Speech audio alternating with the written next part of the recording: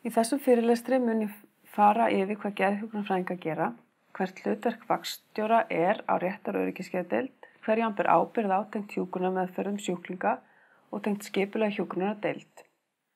Ég mun fara yfir mikilvæg skráningur og af hverju við erum að skrá, einnig mun ég fjalla geðskoðun og hvað það sem við erum að horfa á þegar við metum einstaklinga með tilliti til geðrænna kvilla. Geðhjúkrun sérhæfing innan hjúkrunar sem sinnir einstaklingum á öllum aldri sem eiga við geðræn vandamál að stríða sem á fjölskyldum þeirra. Geðhjúkrun alltaf einstaklingsmiðuð og heildræn. Geðhjúkrun snýst samskipti, það að mynda traust meðferðarsamband við sjúklinginn. Geðhjúkrun snýst að gera áhættumat. Sjúklingurinn í áhættu á að skaða sjálfan sig og eða aðra? Við spyrjum út í sjálfsvíshugsun og plön, við skoðum hegðun sjúklings með tilliti til sjálfsskaða. Fyrri saga skiptir miklu máli í þessu samhengi. Sýnir sjúklingurinn merki ofbeldi, hvernig hegðar hann sér, hvað hann að segja okkur og svo framvegis. Geðskoðun mikilvægur þáttur í að meta ástand sjúklings og þarfir hans og þarf að framkvæma reglulega. Geðhjúkrun snýst að beita sálfélagslegum meðferðum og sinna lyfjameðferðum. Geðhjúkrunarfræðingar eiga að vera lausnamiðar í úrlausnum flókinna vandamála og geta sérhæft sig í mismunandi meðferðarformum til að nýta í starfi. Hlutverk vaktstjóra. Vaktstjóri hjúkrunar ábyrgur fyrir starfseminni þann tíma sem hann á vaktinni. Hann skipuleggur daginn fyrir starfsmannahópinn og útdeilir verkefnum. Vaktstjóri ber ábyrgð á að hjúkrunarmeðferðir séu framkvæmdar og leggur fyrir meðferð og markmið í samræði við meðferðarteymið að minnsta kosti vikulega og oftar ef þarf. Vaktstjóri ábyrgur fyrir því að hefja hjúkrunarmeðferðir eða meðferðaráætlun fyrir sjúkling við komu á deild. Vaktstjóri sér að manna vaktir eða láta aðstoðardeildarstjóra eða deildarstjóra vita ef þörf á aukinni mönnun. Hann sér einnig að skipuleggja allar ferðir sjúklinga. Vaktstjóri gefur lyf eða sér til þess að þau séu gefin, hvort sem það eru reglubundin lyf eða aukalyf. Hann sér til þess að þær mælingar sem framkvæma séu gerðar, til dæmis lífsmörk, þvagprufur og fleira. Vaktstjóri sinnir skráningu hjúkrunar og hann ber ábyrgð á öryggi sjúklinga og starfsfólks. Hann sér að skipuleggja fræðslu bæði til sjúklinga og aðstandenda sem og fyrir starfsfólk. Skráning hjúkrunar. Mikilvægt að afla nákvæmra gagna skjólstæðinginn og upplýsingaöflun og geðskoðun fyrsta skrefið í mati hjúkrunarfræðinga og hjúkrunarþörfum sjúklinga og undanfari hjúkrunargreininga. Það hvað við greinum sem vandamál sjúklingsins. Það mikilvægt að tilgreina ástæðu komu og aðdraganda og ástand við komu. Hjúkrunargreiningar klínískt mat á einstaklingum og eða fjölskyldunni og staðhæfing hjúkrunarvandamál sjúklingsins. Að setja fram hjúkrunargreiningu og útfæra meðferð hjúkrunaraðgerðir sem hjúkrunarfræðingur ábyrgur fyrir. Ekki á að setja fram hjúkrunargreiningar nema hjúkrunarmeðferð fylgi. Tilgangur staðlaðra samræmda flokkunarkerfa í hjúkrun að tryggja að unnt sé að skilgreina á hvaða tungumáli sem að ákveðin hjúkrunargreining eða aðgerð sé svo sama hvar sem hún framkvæmd og ákveðin árangur sé svo sami hvar sem hann metinn eða mældur. Þegar hjúkrunargreiningar hafa verið settar fram fundin viðeigandi hjúkrunarmeðferð og verkþættir. Hjúkrunarfræðingar bera ábyrgð á að setja upp hjúkrunarmeðferðaráætlun, fylgjast með og sjá til þess að meðferðaráætluninni sé fylgt eftir, styðja sjúklinginn við að nota sín eigin bjargráð og aðstoða við athafnir daglegs lífs. Af hverju skráum við? Af hverju skráningin mikilvæg? Ef það ekki skráð þá ekki hægt að sýna fram á að verkið hafi verið framkvæmt. Hugsunin líka sú að hvaða hjúkrunarfræðingur sem eigi að geta gengið inn og lesið sér til sjúklinginn.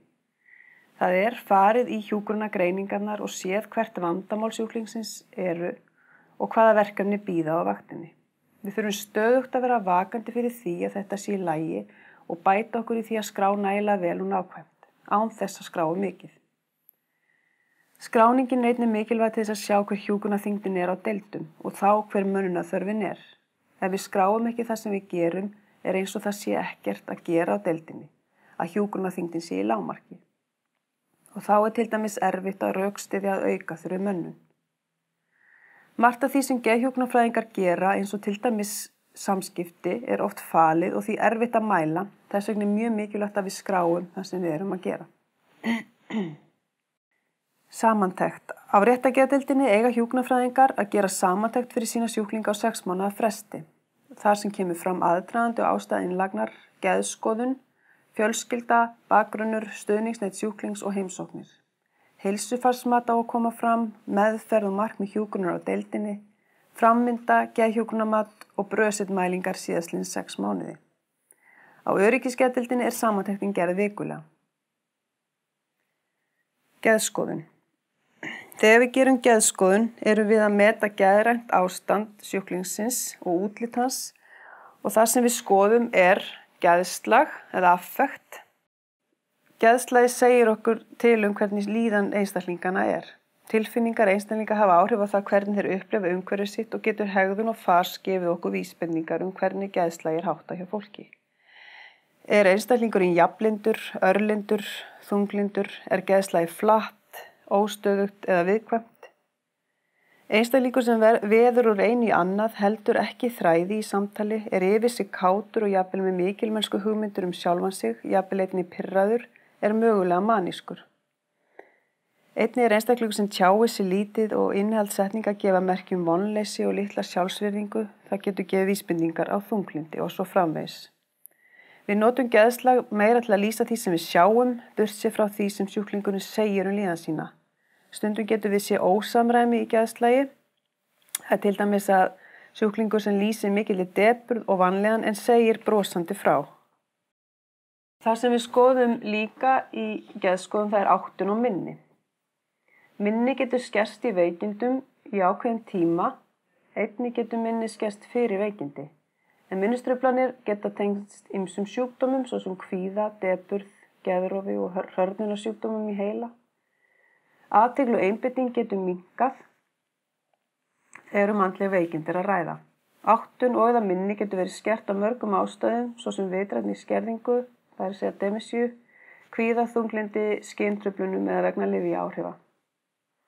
Í geðskoðun skoðum við einnig hvort ranghugmyndir er að ræða. En ranghugmynd er sannfæring að ákveðin staðhæfing sé rétt en sem á sér ekki stoð í raunveruleikanum. Ekki er hægt að hrekja hana burt með rökum eða tiltali. Einstaklingurinn trúir því til dæmis að hann sé guðleg vera.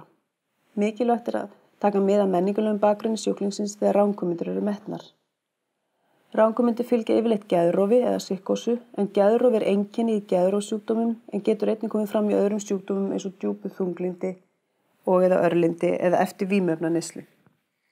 Ranghugmyndir eru flokkaðar á mismunandi hátt og má þá nefna skírskotunarhugmyndir, þar sem einstaklingurinn hefur hugmyndir að veri sér skírskota til viðkomandi, til dæmis telur hann fréttamann í sjónvarpi eða útvarpi vera að tala til hans persónulega. Aðsóknar ranghugmyndir eða paranoid delusions, kemur fram í paranoid skizofreníu. Hérna er einstaklingur hræddur að einhver sé jafnvel á eftir sér eða vilji gera sér eitthvað illt. Stórmennsku ranghugmyndir sjást fyrst og fremst í maníu en einnig í öðrum sjúkdómum. Til dæmis getur einstaklingurinn talið sig vera mikilvægan businessmann eða á barmi heimsfræðar. Sektar ranghugmyndir koma fram í alvarlegu þunglyndi eða svona níhilistískar ranghugmyndir. Það eru hugsanir allt sé glatað eða horfið. Þær koma einnig fram í alvarlegu þunglyndi. Sómatískar ranghugmyndir, þær tengjast líkama og líkamsstarfsemi. Það snúast hugmyndir hvað varðar líkamann sem ekki eru raunverulegar. Og svo má einnig nefna stjórnunar ranghugmyndir. Þá finnst einstaklingurum eins og utanaðkomandi öll stjórni sér. Við metum einnig í geðskoðun hvort ofskynjanir er að ræða, en skyntruflanir eru truflanir á því sem við upplifum með skynfærum okkar. Ofskynjanir eru skynjanir sem eiga sér stað án áreitis. Sjúklingur getur ekki gert greinamun á þeim eða ekta skynjunum. Breyting verður á næmi skynjana á upplifun skynáreita. Misskynjun getur átt sér stað þar sem skynupplýsingar eru túlkaðar óeðlilega. Heyrnarofskynjanir eru algengustu ofskynjanir í geðsjúkdómum með geðrofi. Það kemur til dæmis fram í geðklofa, maníu eða alvarlegu þunglyndi. Heyrnarofskynjanir geta verið frá óljósum hljóðum og upp í orð og heilar setningar. Í geðklofa er algengt að heyra raddir sem tala til viðkomandi í þriðju persónu. Stundum heyrir einstaklingurinn margar raddir sem ræða saman hann. Annarra persónu raddir sjást einnig oft í alvarlegu þunglyndi með geðrofi. Aðrar ofskynjanir eins og sjónofskynjanir, lyktarofskynjanir og snertiofskynjanir eru ekki eins algengar og sjást frekar í vefrænum sjúkdómum í heila, svo sem óráði, eitrunum, fráhvörfum, sýkingum og fleiru. Hugsunartruflanir metið í geðskoðun, en þá horft á hvort að truflun sé á formi hugsana. Þá getur hraði hugsana breyst, hugsanir geta orðið mjög hraðar eða uppkomið tregða í hugsunum. Einnig geta hugsanatengsl verið óskýr eða óljós og einnig getur komið fram óskiljanleg hugsun eða sama hugsun endurtekin og það sést oft til dæmis í demensíu. Hugsanatengsl, þá skoðum við hvort að hugsun einstaklingsins sé óskýr eða hvort að óljós hugsanatengsl sé að ræða. Tal eitthvað sem skoðað. Hérna skoðum við talhraða og raddstyrk, tala viðkomandi hratt eða hægt. Hvernig orðavalið, hann að nota einhverju nýyrði og hvert talflæðið, hvert samhengi talsins, veður hann úr einu í annað. Og innihald talsins getur gefið vísbendingur samhengi og flæði hugsana. Við metum líka útlit einstaklings þegar geðskoðun gerð. Mikilvægt að skoða útlit þeirra. Eru líkamshreyfingarnar almennt auknar eða minnkaðar? Sjáum við merkjum kæki, einhverjar óreglulegar endurtekningar hreyfinga. Sjáum við ósjálfráðar hreyfingar og það getur gefið til kynna aukaverkanir lyfja. Hvernig einstaklingurinn til fara? Hann snyrtilegur? Virðist hann sinna persónulegu hreinlæti?